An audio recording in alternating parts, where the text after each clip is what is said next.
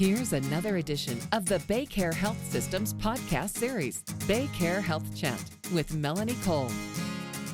Welcome to BayCare Health Chat. I'm Melanie Cole, and I invite you to listen in as we discuss gestational diabetes. Joining me is Dr. Christopher Kraft. He's an obstetrician gynecologist with BayCare. Dr. Kraft, it's a pleasure to have you join us again today. Tell us a little bit about gestational diabetes. What is it and how common is it? Sure. So gestational diabetes, Melanie, it's a common complication of pregnancy.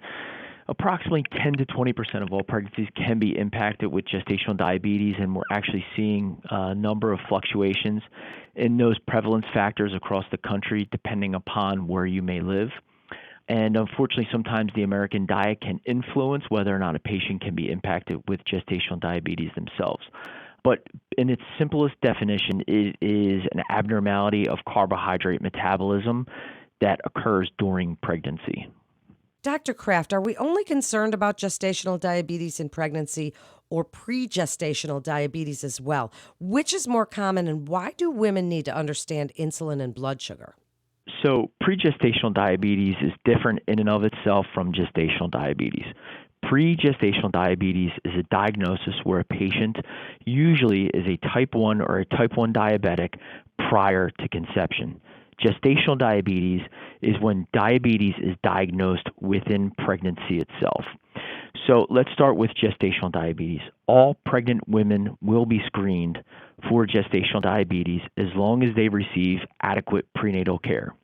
Usually that screening is done between 24 and 28 weeks of gestation. The way that it is done is that patients are giving a glucose load, typically 50 grams. Their blood sugar is then drawn within 1 hour, and then we look to see if they are metabolizing glucose appropriately. If they are not metabolizing glucose appropriately, then we challenge them with what's called a 3-hour oral glucose tolerance test. That test, again, is another glucose load or a sugar load, basically like a Gatorade drink that the patient would drink, and then we test their blood sugar at the fasting level before they actually drink anything, and then 1 hour following consumption of the drink, 2 hours, and 3 hours. So a total of 4 values is abstracted. And if 2 of those 4 hours are considered to be abnormal, then that patient has an abnormality of carbohydrate metabolism, and we diagnose that patient with what's called gestational diabetes. The role of insulin in terms of gestational diabetes is quite simple.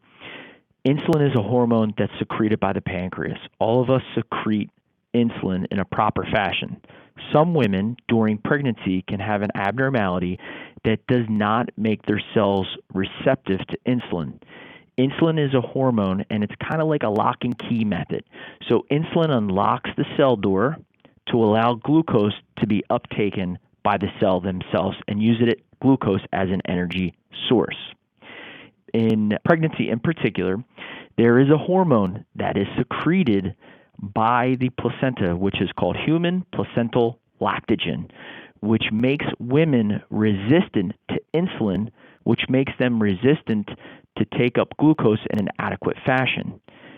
It then has a downstream effect and goes directly to the baby. And the baby will utilize this hormone as a way of growing appropriately. If you look at the growth of a fetus over the course of pregnancy, the highest interval of growth occurs in a fetus from 28 weeks to the point of delivery, which is 40 weeks approximately. So pre-gestational diabetes is a little bit different, and it has its own host of complications. But normally these patients will be considered with pre-gestational diabetes to be of significant high risk. They can also have significant abnormalities embryologically with the fetus themselves, with cardiac defects or limb defects as well. So these patients already have a carbohydrate metabolism abnormality already coming into pregnancy versus women who are diagnosed with gestational diabetes. It's usually an abnormality related to the pregnancy itself. Well, thank you for describing insulin resistance so well, because it does help explain it. Now, is there a genetic component to this? Who's at risk? And also tell us, you said that women are screened for this. Would there be symptoms? Would they know? Is it something that they would recognize? Some women can. Other women, they're completely surprised when they find out that they've been diagnosed with gestational diabetes.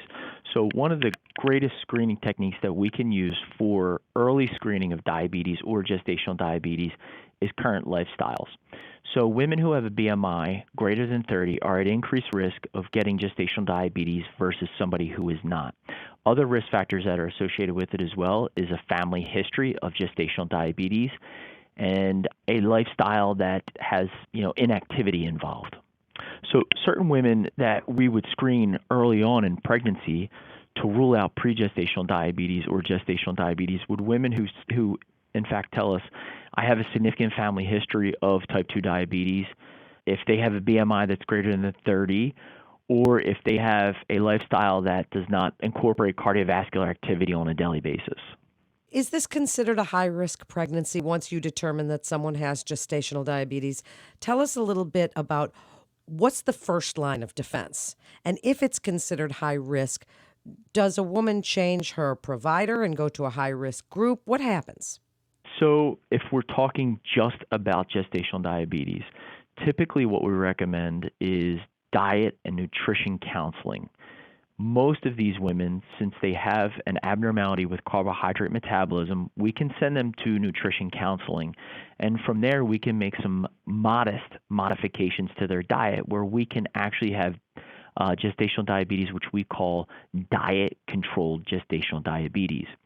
When you have diet-controlled gestational diabetes, although it is considered to be a high risk, we still manage these patients appropriately within your general OBGYN practice.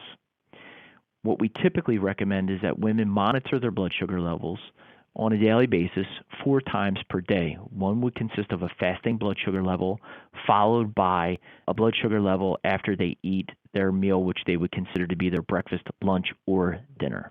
If 50% of all blood sugar levels are fairly well controlled, then we consider that patient to be diet-controlled gestational diabetes.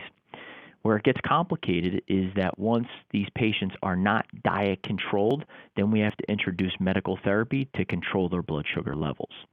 If a patient does get their blood glucose levels under control and listen to their doctor, as you say, can they still expect to deliver a healthy baby? They can.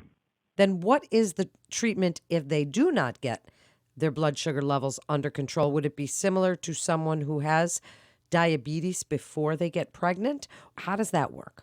So there are 3 main medical modalities to control blood sugars in pregnancy. The most common used form would be insulin. And the reason why insulin is recommended by ACOG and the American Diabetes Association is because it does not cross the placenta.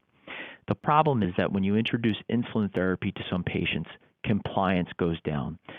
And what I mean by that is that you're asking patients to stick themselves multiple times per day to check their blood sugar, and then you're also asking them to administer an injection of insulin, usually multiple times throughout the course of the day, to control their blood sugar. And a lot of patients don't want to do that, so they may skip doses, which then puts them at increased risk. And I'll get into the risks in another second or so. If we have patients that are non-compliant, then typically we would try medical therapy where they can take medications by mouth. The 2 most common used medications in gestational diabetes is metformin and also glyburide. The problem with 2 of those medications is that we don't know the long-term effects on the fetus because we do know that both of those medications do cross the placenta. So then let's talk about lifestyle and behaviors and things, because as you've mentioned, diet controlled blood glucose levels. Where does exercise fit into the picture? Because sometimes for women that are pregnant, exercise can be a bit of a limiting factor. Maybe they weren't an exerciser before they got pregnant. Maybe they're off balance, or any of these kinds of things can come up in pregnancy, doctor. So what do you tell them about getting regular physical activity? So that's a really good question. And what I tell all of my patients at the initial presentation of the confirmation of pregnancy is since all pregnant women are at risk of getting gestational diabetes, what I tell them is to incorporate a 30-minute cardiovascular exercise, which occurs 5 out of 7 days per week. And even women who live a sedentary lifestyle, I inform them of 30 minutes of dedicated walking a day can have a profound impact on how they metabolize their blood sugars. Well, it certainly can. So, how can gestational diabetes impact a mother's health in the future? Dr. Kraft, what are some complications? If she's left untreated or she delivers a healthy baby, is she at risk for having the next baby? So let's look at two different aspects. Let's look at the immediate or short-term care. So poorly controlled blood sugars in pregnancy, if you talk to any obstetrician who is taking care of women who have diabetes, the greatest risk or concern that a physician may have is what's called intrauterine fetal demise. Sometimes these babies can get enlarged hearts, exposes them to an arrhythmia, and then sudden cardiac death in utero. Now, that's the worst of all complications. But in addition to that, they can have other complications associated with pregnancy. One of them, which would be preeclampsia, which is a hypertensive disorder of pregnancy, preterm delivery, and also macrosomia, or large for gestational age, or a large baby. And then you can also have complications at the form of delivery, which could result in what's called a shoulder dystocia. So gestational diabetics are at risk of delivering larger babies, and some of these babies have fat deposits that are located around the shoulders, which can cause the babies can potentially get stuck in the birth canal, increasing risk of neurological compromise or potentially death at the point of birth. Wow, this is a pretty serious condition, and I'm not sure many women all realize this. As we wrap up, Dr. Kraft, you're so informative. What a great guest you are. Please give us your best advice about lifestyle and management, possible prevention, what you'd like women to know about hopefully preventing gestational diabetes in the first place, things they can do before they get pregnant, when they're planning to get pregnant, and then after they are pregnant, what you'd like them to know. So I tell the majority of women, hopefully women are going to the gynecologist on an annual basis and that they're doing pre-genetic screening with their physician. And I tell all women who have established care with me and we've developed a relationship, one of the easiest things that they can do, even if they know nothing about dietary modification, is to stick to some really easy basics. One would be when a woman is going grocery shopping, stick to the perimeter of the store. If you stick to the perimeter of the store, you're likely to eat a plant-based diet that introduces proteins. When you go into the aisles, that's where you're getting more of processed food and carbohydrates. In addition to that, I tell women something as simple as going for a walk that's dedicated to cardiovascular exercise on a daily basis will increase your ability to metabolize carbohydrates much easier than as if you stick with a sedentary lifestyle. When patients come into my office, I try and make it as simple as possible and very easy to follow. And I tell my patients, if you're walking into the aisles of the grocery store, walk out and stick to the perimeter. That's really great advice. And as an exercise physiologist, I would give the same advice because activity and shopping the perimeter is really such a healthy way, especially to begin a pregnancy and onward, really. Thank you so much, Dr. Kraft, for such great information today. And to learn more about BayCare's maternity services, please visit our website at baycarematernity.org for more information and to get connected with one of our providers. That concludes this episode of BayCare Health Chat. Please remember to subscribe, rate, and review this podcast and all the other BayCare podcasts. I'm Melanie Cole.